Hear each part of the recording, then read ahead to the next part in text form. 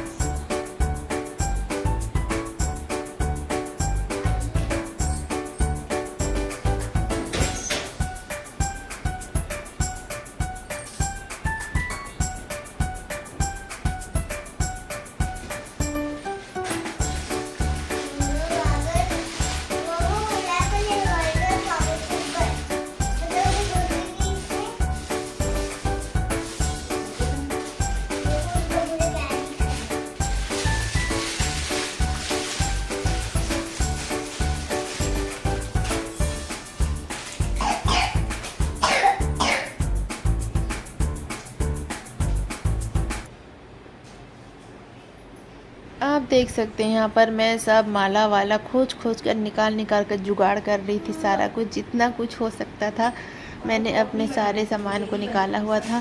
अब मैं यहाँ पर खोज रही थी एक कमरबंद बनाने के लिए, तो क्या करूँ, कुछ नहीं था। तो एक बड़ी सी मोती की माला थी जिसको मैंने उसको कमर पे पहना दिया।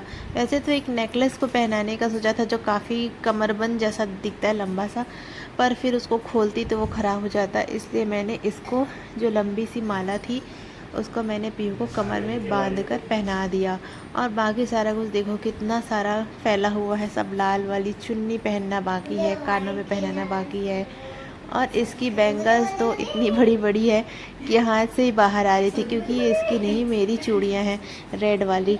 लेकिन अभी फ़ोटो शूट के लिए बाबू को मैंने पहना दिया था। और इसकी नोज़ पिन बना रही थी मैं स्टोन वाली बिंदी से, पर वो चिपक नहीं रही थी। और सबसे ज़्यादा पीहू को स्ट्रगल करना पड़ा नथ पहनने के टाइम पे। जब वो नथ पहन रही थी तो वो उसकी नाक में फिक्स ही नहीं हो रही थी और वो बहुत ज़्यादा परेशान हो रही थी। पर अच्छी बात यह है कि पीहू रोई नहीं, क्योंकि हमेशा ही वो थोड़ी थोड़ी बातों पे बहुत जल्दी गुस्सा हो जाती है और मुझे नहीं पहनना, मुझे नहीं करना, ऐसा बोलकर वो गुस्सा हो जाती है, फिर वो करती ही नहीं है उस चीज़ को। लेकिन कल उसका इतना मन था इस गेटअप को करने का कि वो उससे कल भाई कुछ भी करा लो, वो लड़की ये लड़की सब करने के लिए तैयार थी। जो मैं बोल रही थी ना, हाँ मम्मा, हाँ मम्मा, हाँ मम्मा बोले जा रही थी और करते ही जा रही थी। यहाँ पर अपने पापा से पता नहीं कौन सी पंचायत कर रही है ये। और ये देखो अब इसको मैं पहना रही थी ये कानों में इयररिंग्स।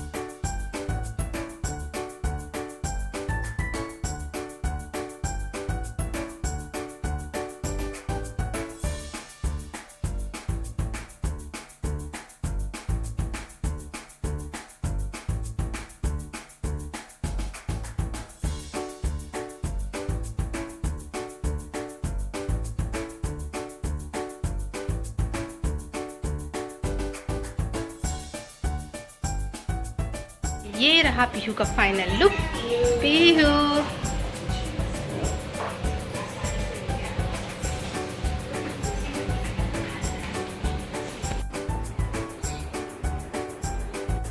स्माइल स्माइल, इधर देख।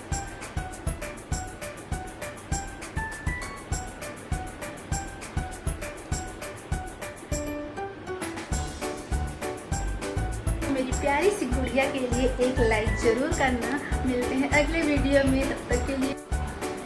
पीहू का आज का आपका माता रानी का मेकअप और उसका गेटअप कैसा लगा आप कमेंट करके ज़रूर बताना। कुछ वैसे मेरे को मेकअप करना बिल्कुल भी नहीं आता है, पर जितना भी आता था सब मैंने उसके शौक़ के लिए उसमें लगा दिया।